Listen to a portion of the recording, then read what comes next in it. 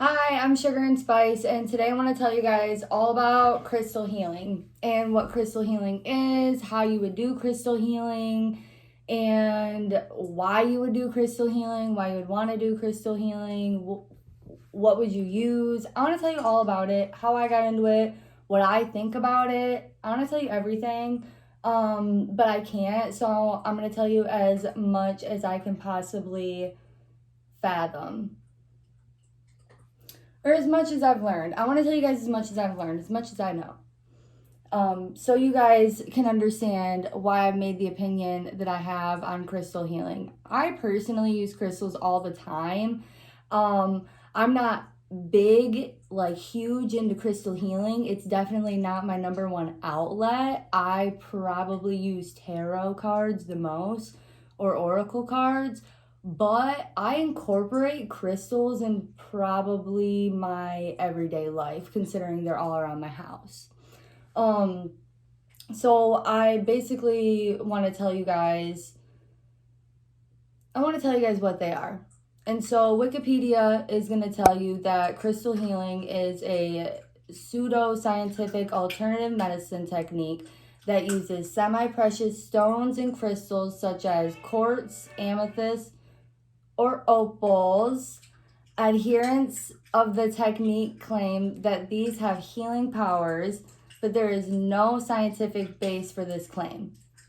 Okay, so basically, let's look more into that because pseudo-scientific alternative medicine techniques is like not a thing. I looked it up and it's not. So I looked up pseudo-scientific alternative medicine, and that's also like not a thing. And so then I looked up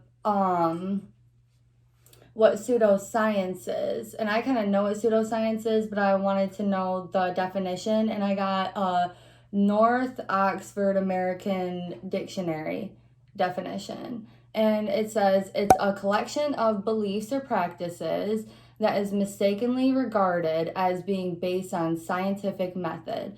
So basically, things that people believe that they mistake them to be based on scientific fact. Okay, we'll get into that. So, what's alternative medicine? Alternative medicine is any practice that aims to achieve the healing effects of medicine, but which lacks biological plausibility and is untested, untestable, or unproven. Okay, so basically, pseudoscientific alternative medicine techniques would be things that people believe that they think are medicine and they are portraying our medicine, but there is no tested or proven basis. Okay, and I get that. But with that being said, let's look into some other alternative medicines. Okay, let's look into other alternative medicine. So we have acupuncture, massage, and yoga. And we use acupuncture, massage, and yoga. We're going to be using all of those in different types of physical therapy. And this is from the Hopkins medicine.org. So like the Johns Hopkins. And okay, diets and nutrition and exercise and different like dietary aids or different like diet pills that you would take, those are considered alternative medicine. Okay, so hypnosis and meditation, those are considered alternative medicine, and those are used in like therapy when you go see a therapist or in like psychiatric help type of stuff. Okay, art and dance are alternative medicine, and those are pastimes. And so these are all things that are pretty well respected and well reserved, right? And it's not a big deal that there's no medical like data to show that these things are proven, because there's enough people that benefit that will tell other people about it so they can benefit, basically, in my opinion. Okay. So why would crystal healing be so outlandish? Because honestly, there's so many people interested in it. You can assume that many people wouldn't be lying on a large scale. But let's get more into that, because I honestly really want to talk about the placebo effect. Okay, so the placebo effect it's a beneficial effect that is produced by the placebo drug or treatment, which cannot be attributed to the properties of the placebo itself and must therefore be due to the patient's belief in the treatment. And that's from the Oxford language. Okay, so someone basically taking something that is nothing and believing that it's something and it working because they believed in it, and only because they believed in it.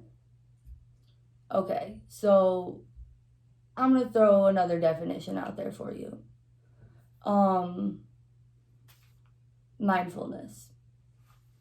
It's the quality or the state of being conscious or aware of something. And that is also from Oxford Languages. Okay, so basically, with that being said, and the placebo effect, I could get into statistics on the placebo effect, but honestly, it's a waste of my time. It's a very easy Google search. There's a million documentaries on it. There's a lot of things that show that the placebo effect works. So I don't feel as if that's not worth getting into.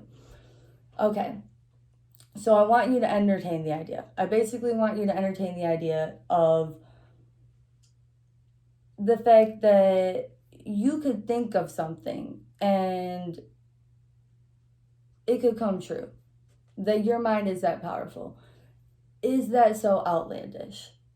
Because, for instance, there's a weird phenomenon that when you are like talking about someone that you haven't seen in forever and you're referencing them, and all of a sudden, like a day or 2 days later, they hit you up, or you see them, or like something strange happens, like revolving around them. Okay, maybe that's coincidence, but entertain the idea. If you're going to entertain the idea that that is coincidence, I just want you to entertain the idea that that is your mind making something happen.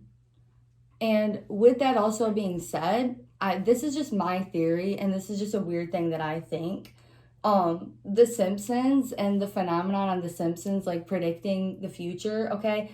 They could have predicted the future, or everybody watching The Simpsons and thinking, oh my gosh, what if like the world was like that in the future in that time, and they like had that when you watch something and you imagine it, what if everybody had that imagined thought, and they literally made that happen with their minds?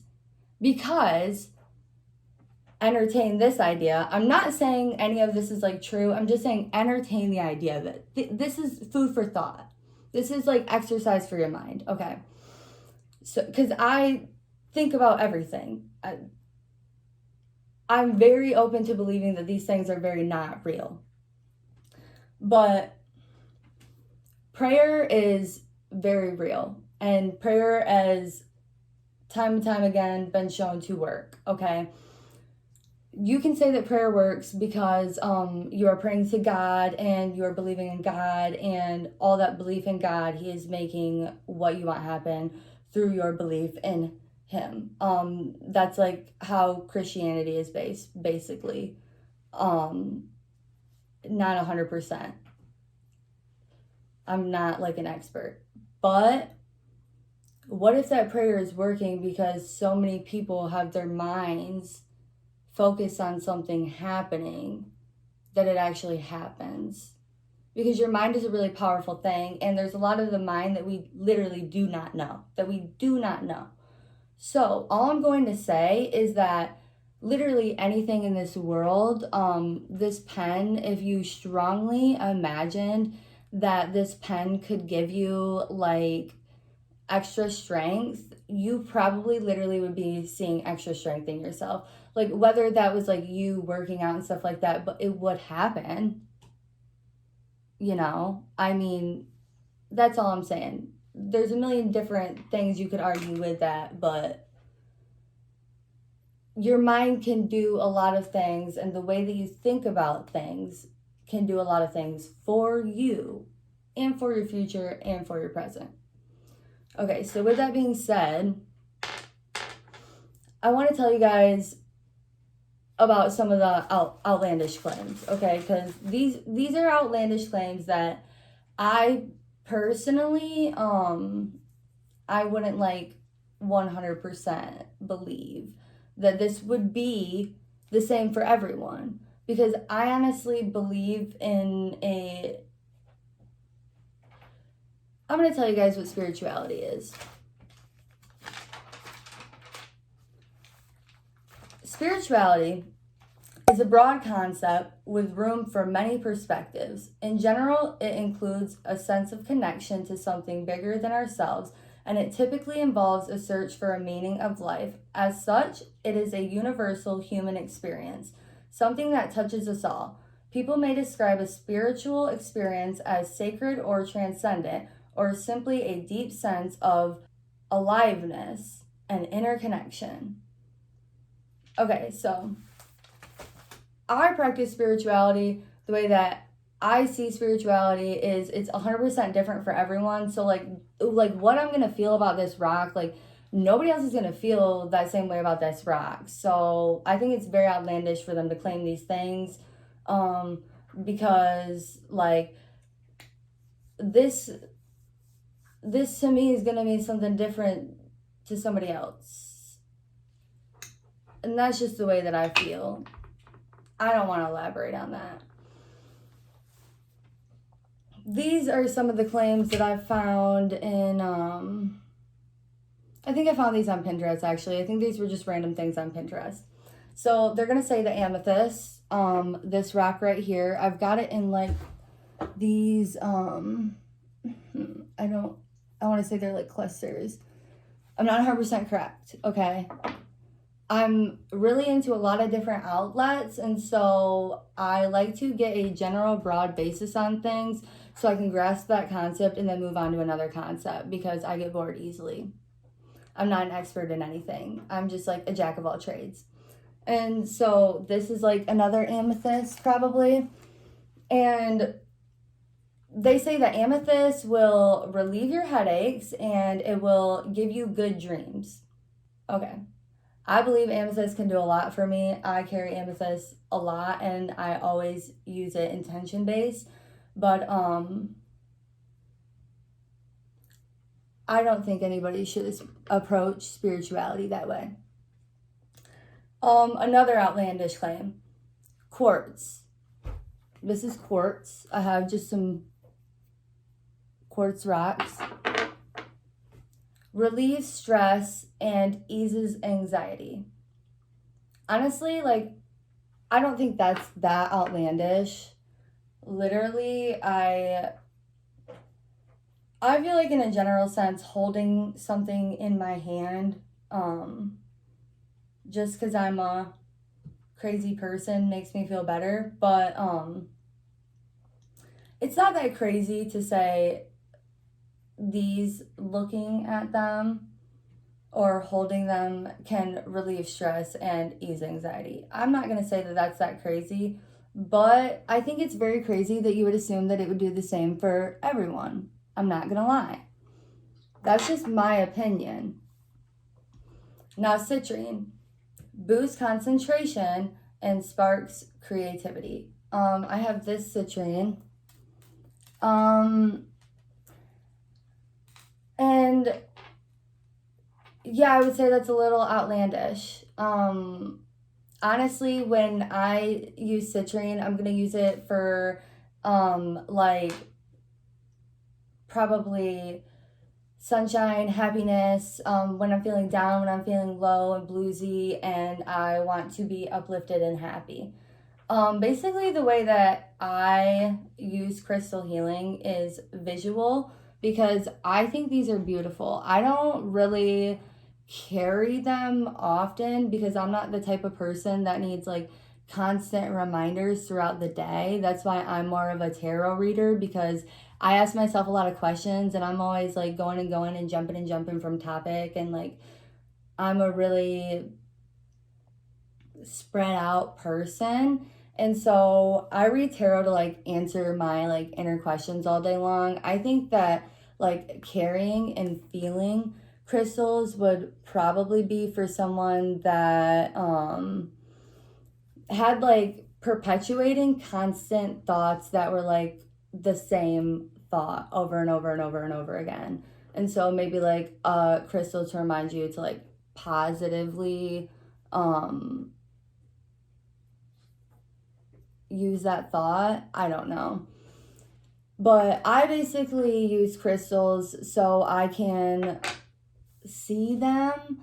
I don't know. I love the way that they look and the way that they make me feel when I look at them. And I don't care if that sounds childish or anything. When we were kids, we literally used to like love this shit, dude. We loved it. We loved going to rock and art and gem shows and stuff. At least I did. And like all the other kids I knew were like super into it. And it's because this shit looks so cool. It's literally, look at it. It makes you so happy to even look at it. It's satisfying. That is why. It makes me feel good. And I embrace anything that makes me feel good. Okay? And so that's why I like crystal healing, is because it's just so pretty and fun to be around. And it's a positive thing to think about. And like you can't really go wrong with it. I don't see how you could do it wrong. So I mean, I understand how you could call people like kooky or batty or crazy, but it's not harming anyone and there's no like negativity to it. And so I embrace things like that. That's just me. I mean, there is a lot of harm in the fact that I honestly don't want to get into this because I just want to go over a basis. I literally could make a whole video and it could be so much longer than this on like the shady stuff that goes on in like the selling and trading of this and the mining and how they get all this jazz, and that's another story. But if you go through reputable sources and you get these the right way and you feel good about it, I mean, it's a beautiful thing to have around your home or to wear around your neck or to use in like little different things like divination practices. I don't know, whatever you want to do throughout your day. But basically, all I'm saying is it's really important to remember how you felt as a child and things that excited you as a child, because a lot of what's changed is everything that's changed around you that's forced you to change. And we should be breaking through that. And we should be breaking through the fact that we have felt like we have to suppress the way that we act to be more mature or correct, because it is fun to be around childlike people that can truly appreciate small beauties of the world. And so that's why I truly like crystal healing. I think it's very beautiful and pretty. A lot of people that I meet in the community are really nice. I don't think it's a bad thing. But I also want to talk about the fact that if you were to ever get into crystal healing, it's not the type of thing that you have to go spend a lot of money on. To acquire these crystals or gifts, like you might be wondering how you're going to get these, okay? Basically, you're going to go to a metaphysical shop. And so a metaphysical shop is basically like a spirit shop. Like, okay, metaphysics, according to Wikipedia, is the branch of philosophy that examines the fundamental nature of reality, including the reception between mind and matter, between substance and attribute, and between potentiality and actuality. Okay, so with that being said, it's basically like everything that's like here that we can't explain. Okay, so you're at the metaphysical store and you're trying to figure out what you're gonna buy. Okay, so these puppies are gonna come like, I really did some research for you guys. They come raw, polished, tumbled. They come in towers. They come in heart shapes. There's palm stones. There's slates. They come in jewelry. I mean, they come in mushrooms. They come in all different shapes and sizes, all different colors, okay? And when you go into a metaphysical shop, you're going to want to pick whatever one you think is prettiest.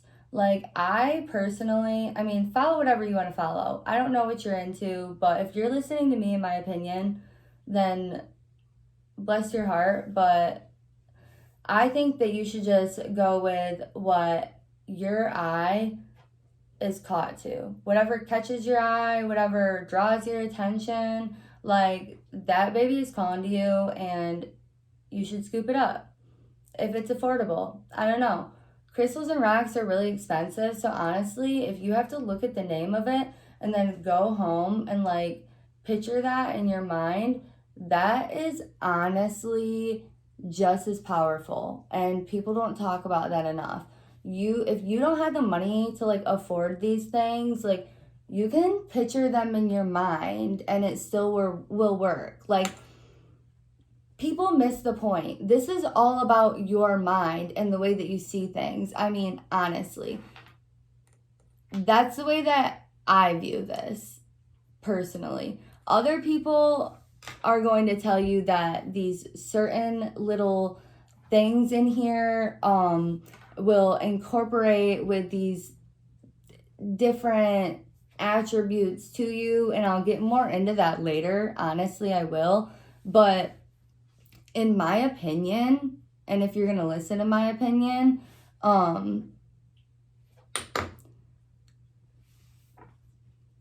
this is about intention. So go with what you think is right, and if you can't afford it, or pick a smaller one, or go home and look up a picture and picture it in your mind and just draw a picture of it if you're really artistic, but find a way to incorporate it to you. Like, you do not have to spend money on this stuff if you don't have it.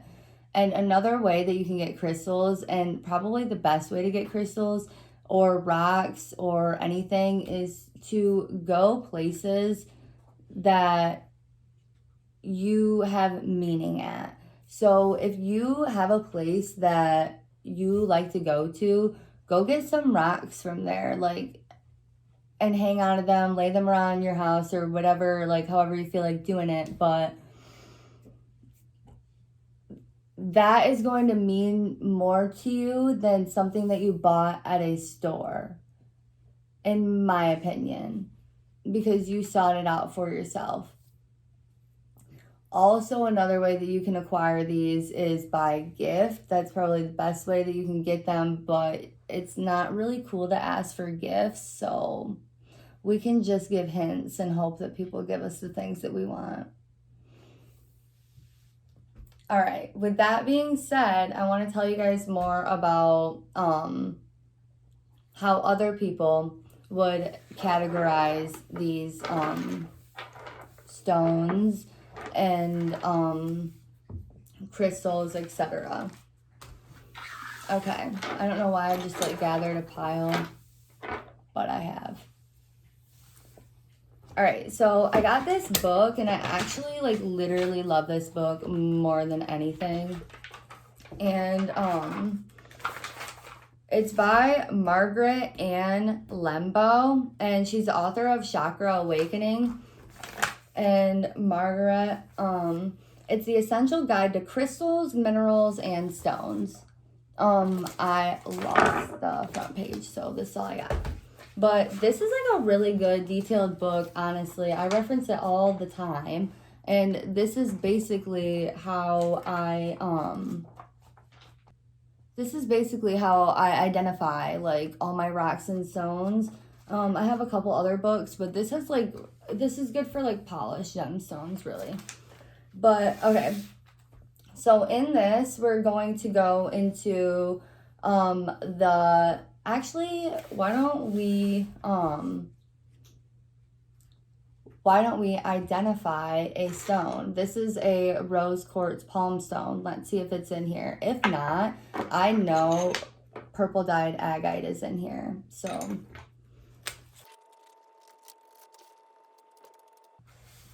okay, so they don't like necessarily have like palm stone, but some of these other ones they literally have like tower, like and they have sphere or circle. But for rose quartz, it just has rose quartz. Okay, so it has the color pink.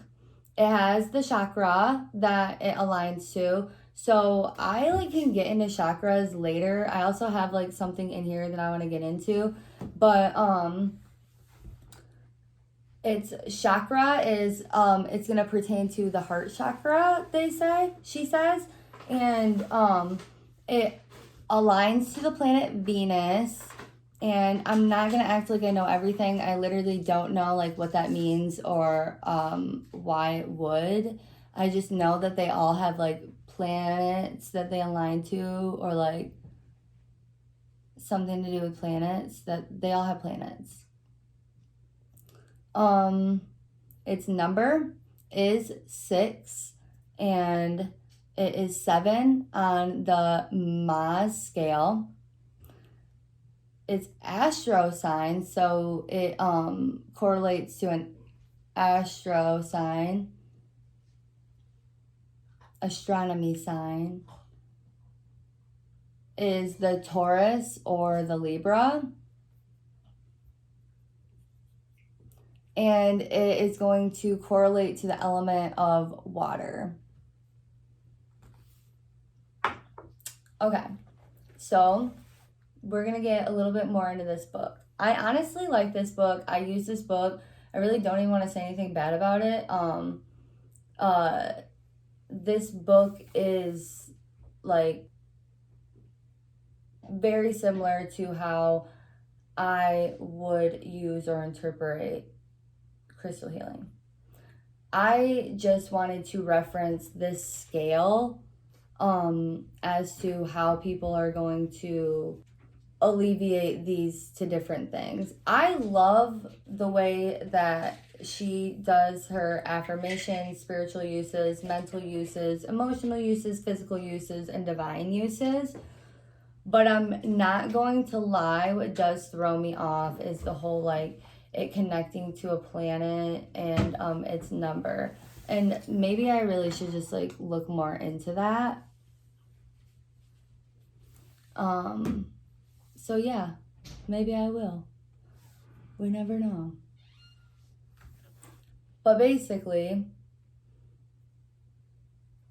the affirmation for rose quartz is I am tolerant and accept the differences.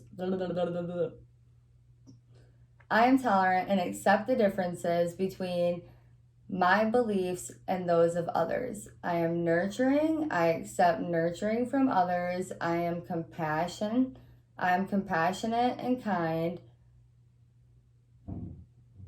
I give love to others and readily accept theirs in return.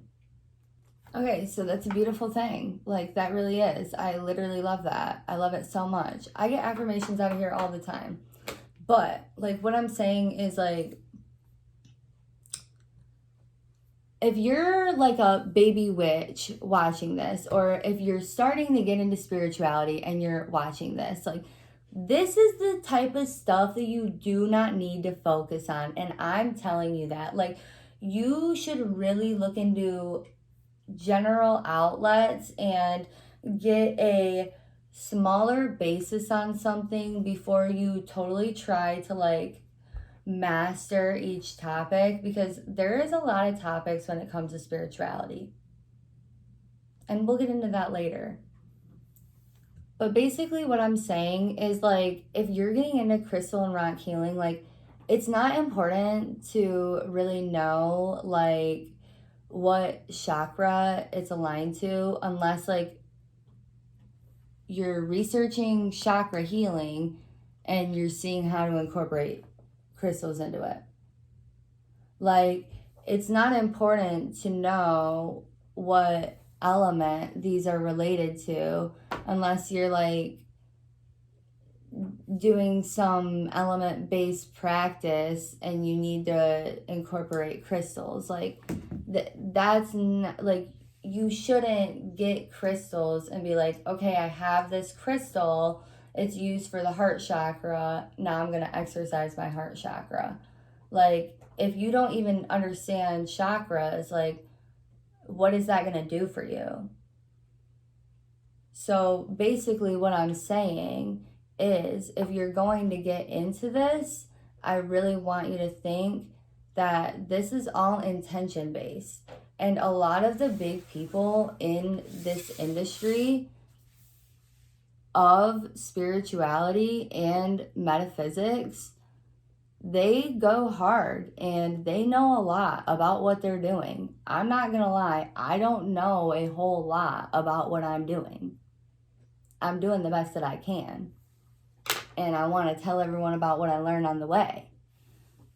But with that being said, those people have found their outlets. Like Margaret Ann Lembo, like, she's a chakra person. And so that's why she relates crystals to chakras. Like, she is been studying and researching this for a long time. That's why she has these different laid out ways of this, okay? You don't need to fall in line with what professionals are doing or with what people that have been doing this for a long time have been doing. Like, you're just fine starting off small. You're literally fine going outside and picking like pebbles of gravel and picturing that they're like pretty stones and running with that. Like, you're totally fine doing that.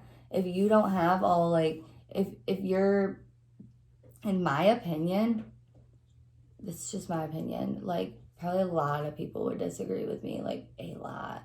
But if you were like doing chakra healing, like, you could just use a different stone and replace with another one, and like, it's not like your whole fucking balance is just going to be ruined for the whole day. Like, I really want people to look at spirituality and look at power of the mind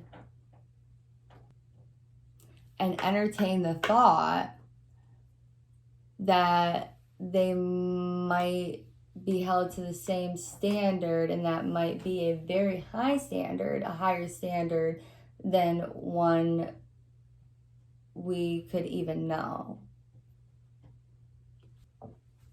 Okay, anyways, thank you guys so much for listening to me rant about what goes on in my noggin, and I appreciate you for stopping by, and I can't wait to explore some more with you guys.